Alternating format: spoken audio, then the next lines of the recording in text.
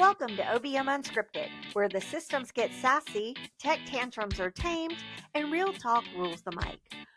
We're your hosts. I'm Christy Beard, your go-to strategist and business coach. I'm Manita Brooks, your operations and tech whisperer. And I'm Lena May, the guru of systems and workflow magic. We're all accredited OBMs, and we have seen it all. If you've ever wanted to scream into a client brief, cry over Zapier, or Google, "Can I invoice for emotional labor?" you're in the right place. This is your space for behind-the-scenes stories, hot takes, and community vibes for OBMs, VAs, and online service bosses. Real talk, real answers. Unfiltered, Unscripted.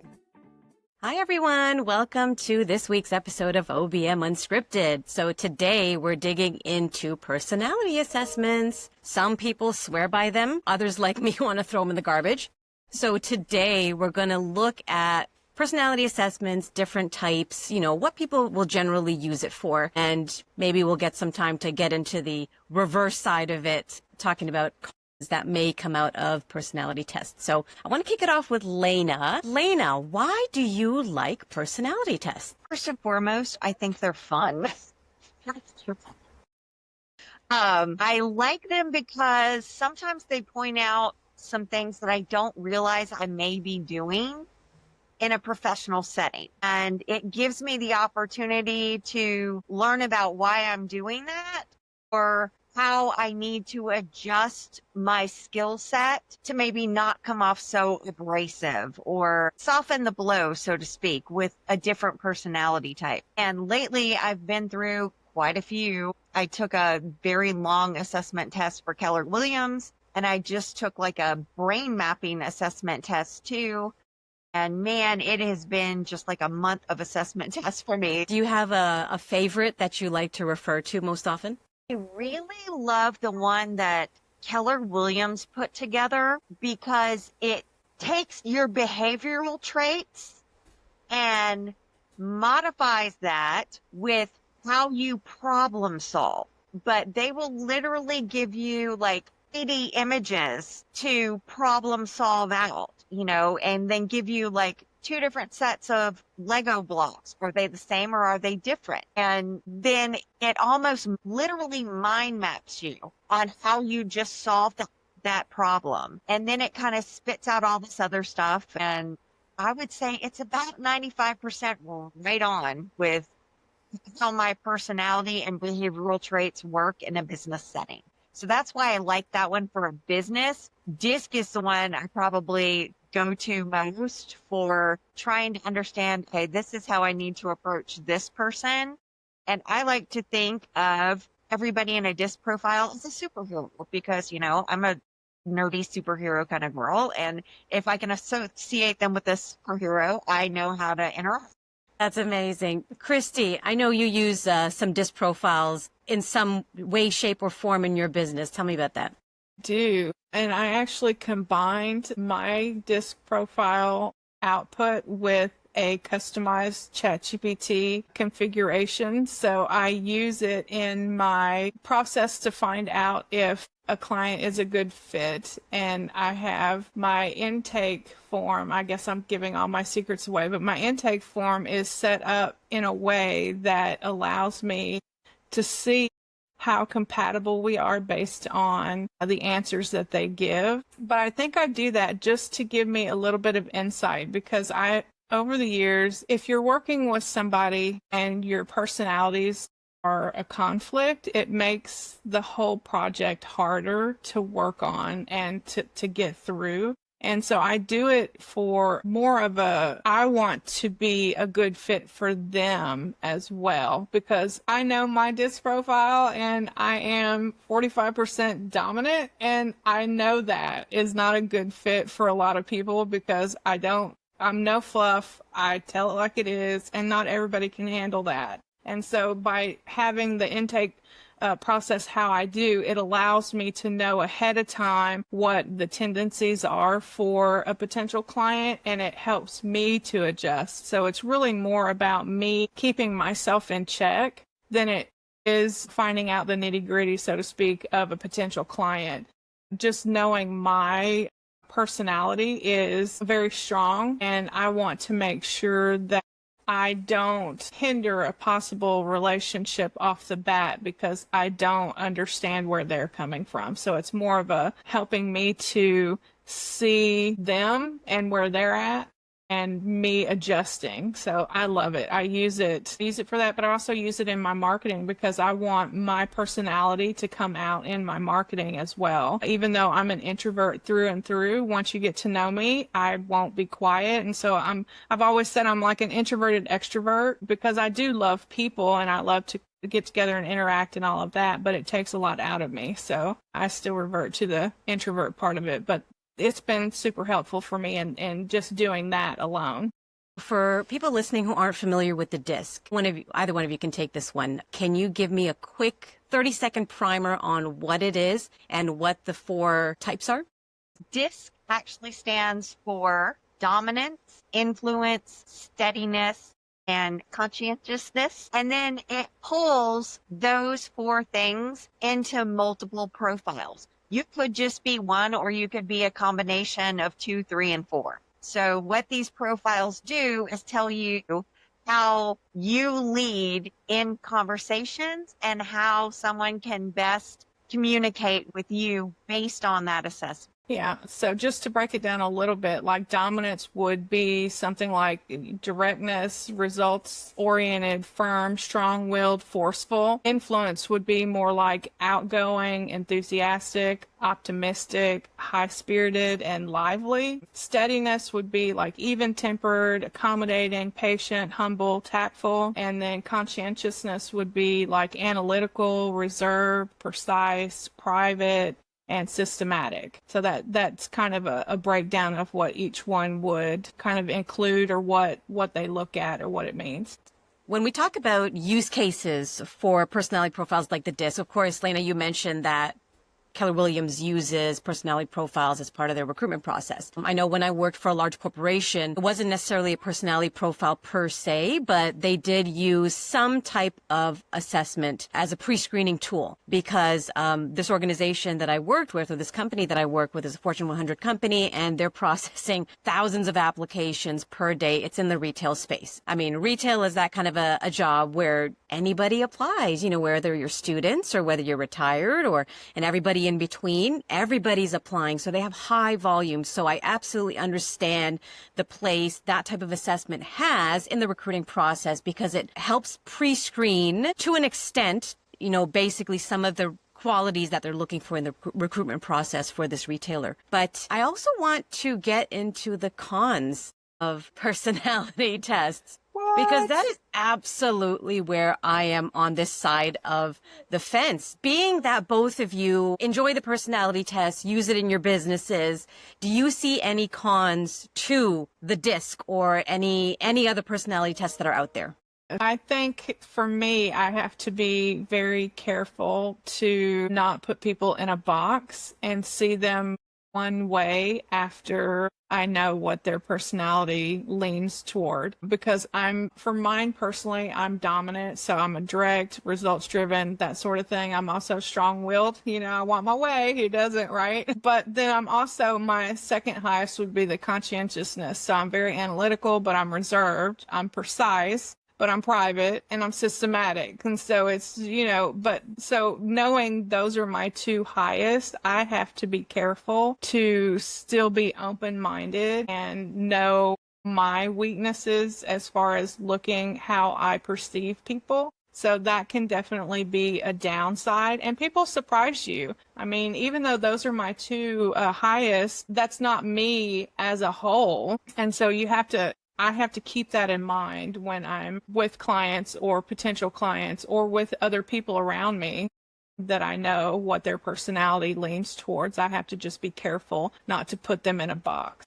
The downside for me is, especially with personality tests, I may answer one way today, but given a different set of circumstances, I may answer a completely different way. So this is just, you've given me one instant where I might do it this way, but given more information or a different circumstance, I may actually do something different. So I don't think all the personalities tests really take into consideration different points of view or different problem solving techniques that come along with just your standardized test. I agree with both of you on those cons, and that really does align with my problem with personality tests. And I know a lot of this could be coming just from personal bias against personality tests, but I found that throughout the years, exactly what you said, Lena, I could test one way one day and then another day test something completely different. Like I've actually done this with the disc, where I had taken it early on in my career and got a completely different result. Took it again another time while I was going through a hard time in my life. There was some, trauma and what have you going on. Again, answered completely different. Took it again a few months ago, and again, I'm completely different. So my reservation with these is that if I encounter a situation where someone is using these to qualify you, I tend to not engage with that relationship because I feel like people are in constant movement. It's like sticking a label on a lava lamp. There's always stuff going on inside, but the label is on the outside. But everything's changing. It's changing all the time, and you're always in flux and you're always learning. And that's probably my own belief that people have the ability to change. And not only do they have the ability, but they are changing on a day-to-day basis. And they also can change by situation, where maybe my relationship with someone is completely different compared to the way they're going to interact with somebody else or a family member, a friend in a business capacity. So I feel like personality tests, to me, this again is my own personal opinion, and I know studies are out there that say to the contrary, but this is just my own thing, that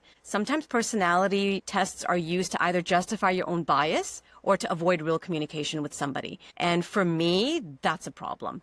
And that's not the way I like to conduct business. But again, completely understand these are industry standard tests that are used in the corporate world on a day-to-day basis, just like the BMI. When you go to the doctor's office, they're looking at your age, they're looking at the weight, and you fall somewhere on that scale. But then again, you have people who say that it lacks the nuance, where it doesn't account for muscle mass, it doesn't account for water retention, it doesn't account for so many different things. So yeah, it's accurate at measuring what it claims to measure, but there's usually another side behind it. And there's usually more context that comes with it. I want to throw this in there too. So being an analytical person, when I take tests like this, I am in the back of my mind with each question trying to figure out what their angle is. And it's like, what's the underlying question and where are they trying to go with this? And so I'm like following my every question. So at least I know they have the analytical part correct, because I know that to be true about me, but it does make me question the validity or the legitness of the test itself if I'm trying to out test the test, because I know what the end result is and I know what they're trying to do. It almost makes me wonder, if I could have any personality I wanted, what would it be, based on figuring out where they're going with each question. But I think that's also why they ask the same question in so many different ways, because they're trying to prevent people like me from getting the result that we want, or that we think is us. So I think that's another little angle to the personality test that should be considered. Nipa brought up a good point about how every time she took the disc, something different happened. And even with me, so before I went out on my own and became an entrepreneur, my disc was a DS, right? And that's pretty good. I was pretty steady and pretty in control of everything that was happening, but I still had that dominant influence, right? But that S was a learned skill as an employee.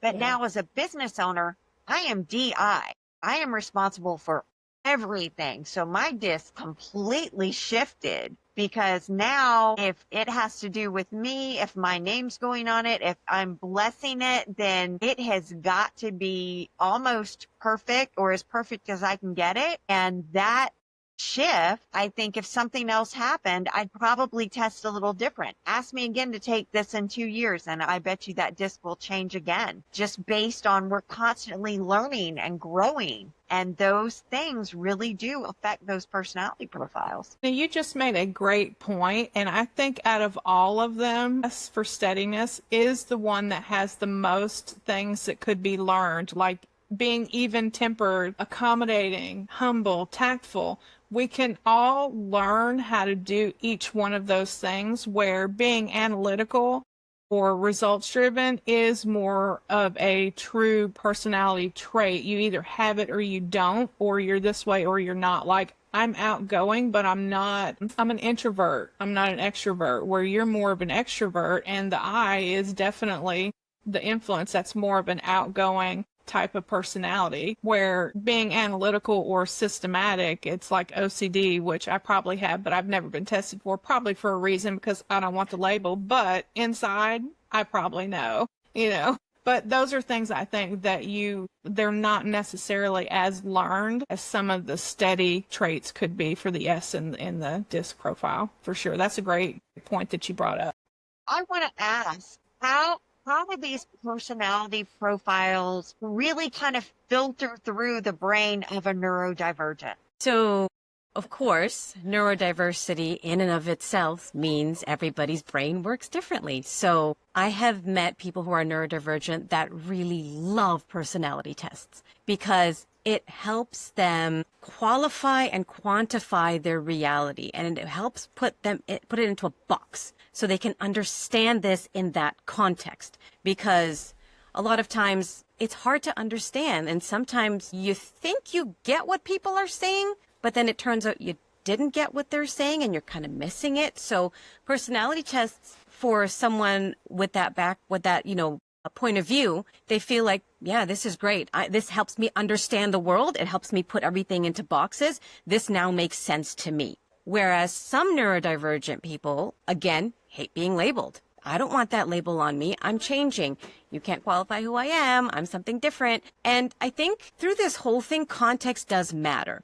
Personality profiles do have their place, but again, I think that it should come with a bit of a conversation where it's not just here, administer the test. This is you. Oh, you scored this way. I'm not talking to you anymore, and cut off. I think in practice, a lot of people are using it that way. And I think that's a hindrance to people who are neurodivergent, who are going through some sort of trauma. Especially in neurodivergence, a lot of people learn to mask. So they pretend to be a certain way just to fit in and to go with the flow. Whereas on the inside, they're feeling something completely different, and that may not reflect their actual reality. So they may be answering it through the lens of their mask and not necessarily what their actual capabilities are. So, I mean, you take it with a grain of salt. Context matters. And I think with Lena, what you were saying, Chrissy, what you were saying, context absolutely matters in this situation. I mean, going back and looking at the disc, the fact that it was developed by the same guy who created Wonder Woman,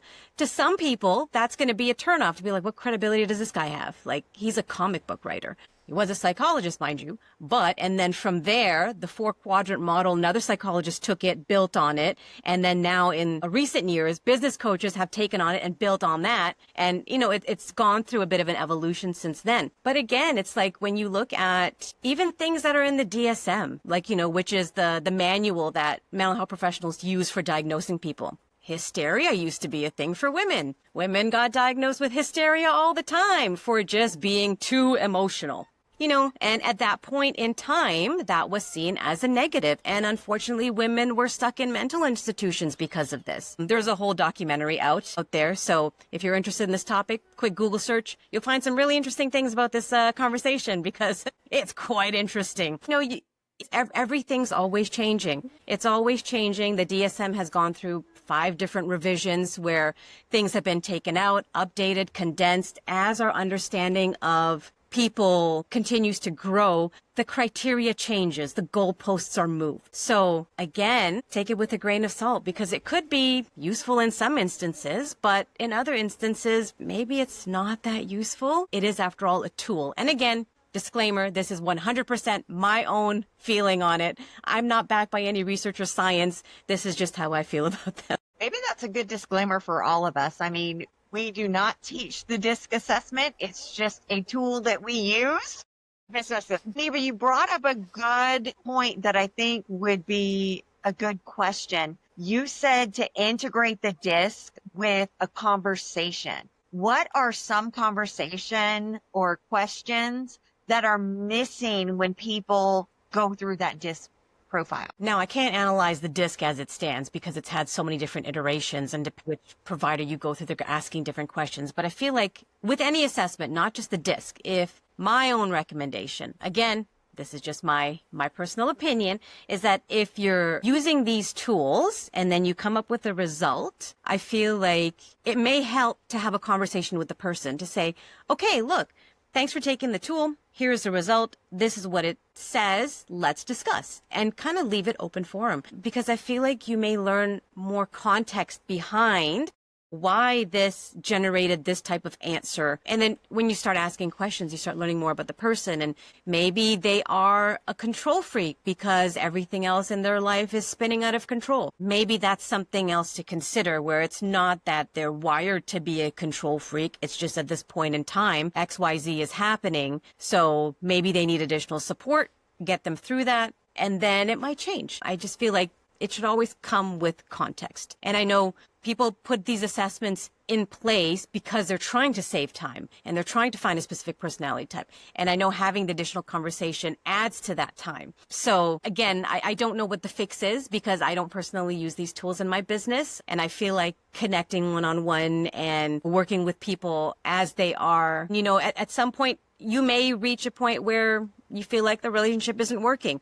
Could administering a personality profile have stopped it? I don't know. Maybe it could have, maybe it couldn't. But just my own personal philosophy is sometimes relationships do come to an end.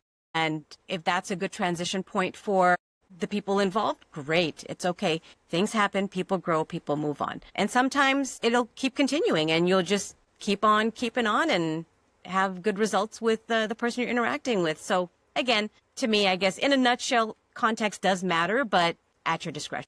Another thing that we could throw in here that I've used the profiles for, the personality profiles, is to help better place team members within a business. They, you know, like me, if I'm more systematic than forceful or whatever, I don't know. So, you know, I think different personalities do better in different positions within a business. And I think that is also a tool that can be used to better place people within your business, because the whole point of having a team is ultimately the big goal, but you want them to be happy in the position that they're in so that you get the loyalty and the longevity from team members. And if they're unhappy in their position, they're less likely to stay on with you. But the more happy they are, the more likely they are to stay on and even progress through the business or the company and continue moving up. So I think that's another way that we can utilize the personality test within our business. Yeah, and one of the things I like about the Keller-Williams assessment is that from a hiring standpoint behind the scenes, that assessment, once it gives the rundown of your behavioral profile, will literally give the interviewer questions about specific times that led to that behavior. Like, tell me about a time where you overstepped your boundary, or tell me about a time where you didn't get along with a team member. And that may uncover what some of the issue really was. And I see that, you know, if the DISC had something like that, okay, here's your personality profile. Now go ask this question. Ask, tell me a time where you were completely dominant in, you know, a business, or tell me about a time where you disappointed an employer, you know, and I feel like with those conversations, you might get a better answer and realize, oh, maybe they weren't a good fit for that company, but it sounds like they handled it the way our company likes to handle it. So, you know, it's something different, but those key conversations are really what's going to drive either a client interview or a behavioral assessment, because once you start getting an understanding of how they're thinking, 2 or 3 questions in, you might be like, oh, this is how they process information. and then it all clicks. Oh, now I understand their disc. Okay, got it. I think you can also do the flip side too. For like me, I know I'm direct, and my main one is dominance, and so I know I'm direct and I can be firm. And knowing that, it allows me to interact with people in a much different way than I normally would. It's not that I'm not being myself, but I'm basically putting bumpers on for other people, like bumper cars. I don't want to hit people in a way that activates their offendar, so to speak. Like if somebody gets offended, it's like their offendar's on. I have a word for everything, I guess. But it helps me. It helps me to just interact with people in a way, knowing my proclivity to what my personality is. And I think that's another way that we can look at it, is it helps us to interact with others if we have a good idea of what our personality is. Well, this has been an amazing conversation. Thank you both so much. And to our listeners, make sure you join our Facebook and LinkedIn groups to continue the conversation. Also, we will leave a link in the show notes to sign up for our weekly newsletter, where we will include a downloadable with this episode as well. That's an exclusive to newsletter subscribers only. And again, thank you all for joining us. Thank you for welcoming us into your spaces. And we will see you on the next episode. Bye.